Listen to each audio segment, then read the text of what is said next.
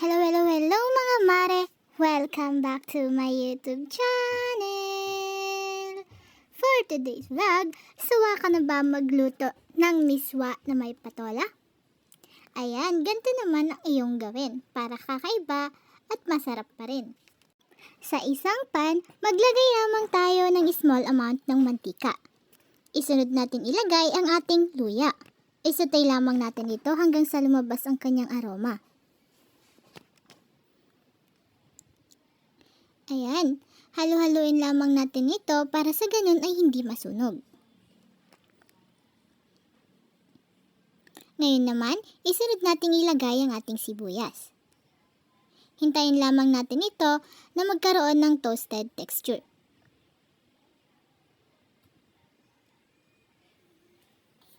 Kapag medyo brown na siya, isunod natin ang ating bawang. Ganun lang din ang ating gagawin mga mare. Hintayin lamang natin na lumabas ang aroma ng ating mga inilagay. Ayan, halo-haloin lamang natin ito hanggang sa magkaroon nga ng toasted na texture ang ating mga inilagay. Ayan, meron tayo ditong chicken balon-balunan. Ilalagay na natin siya. Hinugasan ko ito ng mabuti mga mare para sa ganun ay malinis ang ating pagkain. Ayan mga mare, halo-haloin lamang po natin ito para sa ganun ay hindi masunog. Kailangan po nating lutuin ng maayos itong balon-balunan mga mare para sa ganun ay hindi matigas mamaya kapag tayo'y kakain na. Siyempre mga mare, ayaw natin ng abala, diba, kapag kumakain na. At mas masarap kapag sakto lang ang pagkakaluto nga naman nito. Ayan. Matagal-tagal na naman po simula nang tayo'y nakapaggawa ng vlog na cooking vlog. Kasi nabusy po ako mga mare, kaya ayan, medyo busy, hindi nakagawa ng mga cooking vlogs. And hindi magawang mag voice over. Pero sa ngayon, I hope since bakasyon na and may katulong na ako sa paggawa ng mga cooking vlogs ko, I hope na sa ngayon is tuloy-tuloy na ang ating cooking vlog. And ayan mga mare, medyo luto na nga po ang ating balon-balunan. Ayan, kita nyo naman yan mga mare. Ngayon naman maglalagay tayo ng ground black pepper.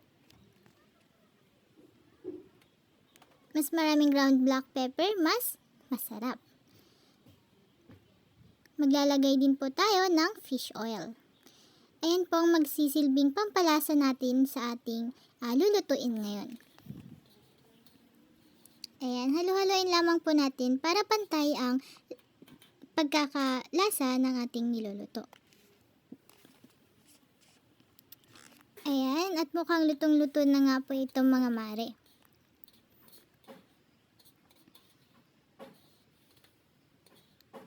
Alam nyo ba mga mare, mahirap mag-isip ng lulutuing ulam. Kaya naman kung ano-ano na lang yung mga niluluto ko.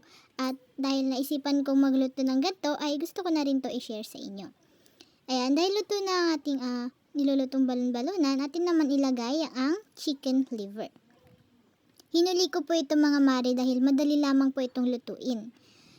Mas matagal po maluto ang ating chicken balon-balunan, kaya naman mas maganda na masuli ang chicken liver. Dahan-dahan lang po sa paghahalo mga mare dahil alam niyo naman na malambot ang chicken liver at madali lang magutay-gutay. Ayan, malapit na nga din pong maluto ang ating chicken liver.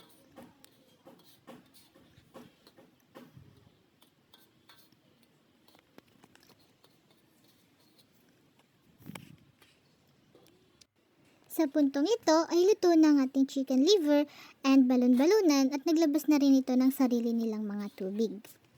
Halo-haloin lamang po natin ito ng maayos mga mare. Ayan, titignan natin kung pantay ang pagkakaluto nito.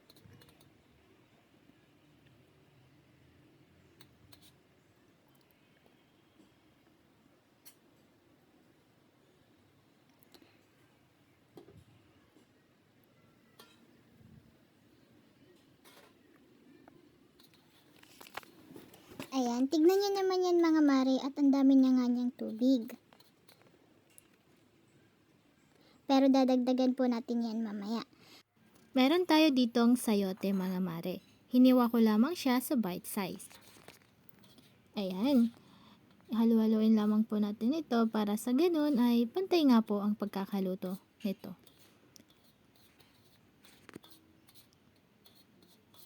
Yung lulutuin natin ngayon mga mare is miswa na parang tinola na din. Ayan, eto na po, maglalagay na po tayo ng tubig. Hot boiled water po ang aking inilagay mga mare. Kayo na pong bahala kung gaano karami ang inyong ilalagay. Pero para sa akin po, mas maraming sabaw, mas masarap. At dahil maglalagay din po tayo ng miswa mamaya, ay maaaring ma-absorb po ng miswa ang tubig. Kaya mas maganda kung madami ang inyong ilalagay. Ayan, maglalagay po tayo ng chicken cubes. 2 chicken cubes po ang aking inilagay mga mare.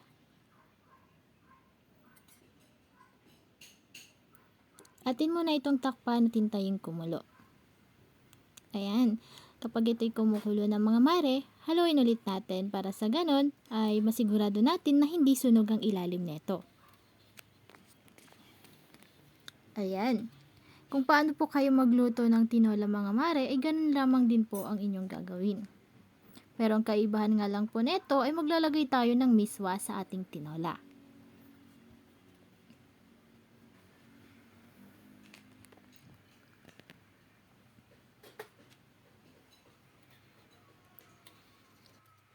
Ayan, sa puntong ito mga mare is malambot na ang ating sayote na inilagay. Kaya naman, ilalagay na rin natin ang ating miswa. Ayan.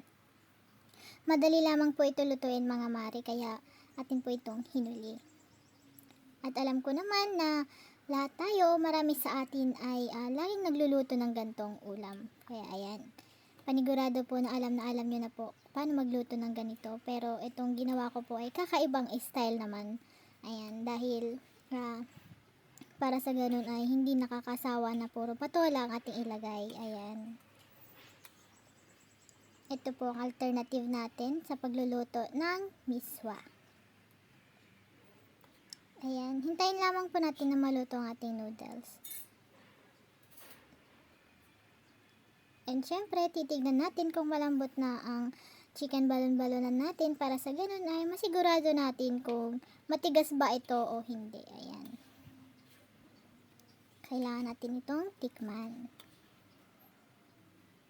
And kita nyo naman yan mga mare at napakaganda nga naman ng kulay ng ating nilulutong miswa. Ayan.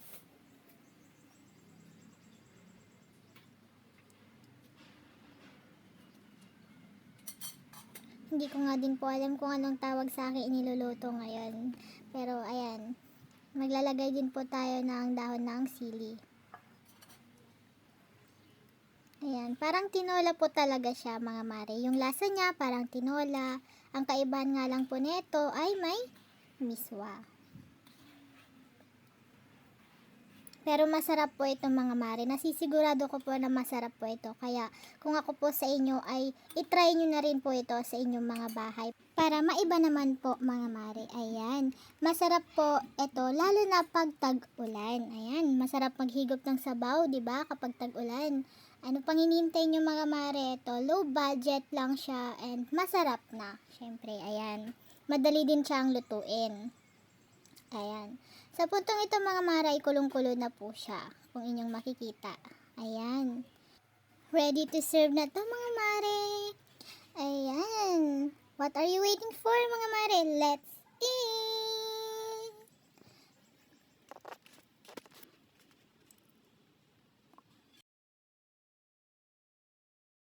But before we end this cooking video mga mare, I would like to say thank you to all of our channel members and supporters out there na walang sawang sumuporta at nanonood sa ating mga cooking vlogs. Maraming salamat po sa inyong lahat.